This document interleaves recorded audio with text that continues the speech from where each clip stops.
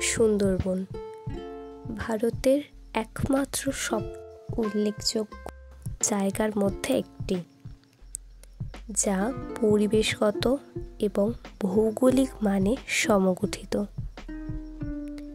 এটি বৃহত্তম নদী বদ্বীপ আর পৃথিবীর মধ্যে বিখ্যাত ম্যানগ্রোভ অরণ্য বনে উল্লেখিত।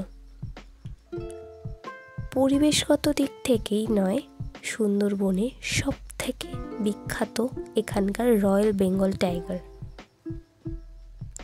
কিন্তু এখন এই জায়গায় বেশ অনাবিষ্টিত।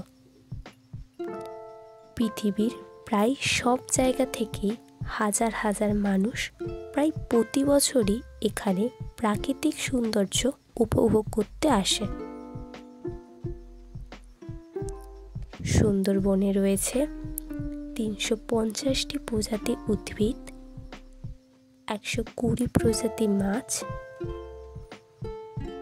270 প্রজাতির পাখি, 35টি সরীসৃপ এবং 8টি উভচর প্রাণী। সুন্দরী বৃক্ষের নাম অনুসারে বেশি থাকার কারণে এই বনের নাম সুন্দরবন রাখা হয়। গঙ্গা মেঘনা নদীর সমাগম দ্বারা গঠিত। এটি বদ্বীপের একটি ম্যানগ্রোভ এলাকা। সুন্দরবনে ভারতীয় অংশ অনুমান করা হয়েছে প্রায় 4260 কিমি বর্গ এবং 1640 কিমি বর্গ মাইল, যার মধ্যে প্রায় 1700 কিমি ও 600 বর্গ মাইল জলাশয়ের দ্বারা দখল করা হয়েছে নদীতে। খাল, নদী এবং কয়েকটি প্রস্তাবের আকার।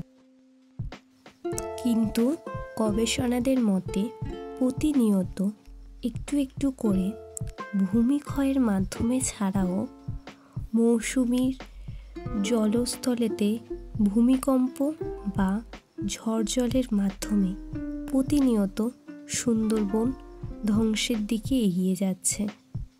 সুন্দরবনের বেশ কয়েকটি জায়গা, যেমন নদীর খালের বেশ কয়েকটি জায়গা ধসের কারণে নদীর জলে দক্ষিণের অংশে উপকূল বরাবর ব্যাপক হারে ভাঙনের ঘাটতি দেখা গেছে।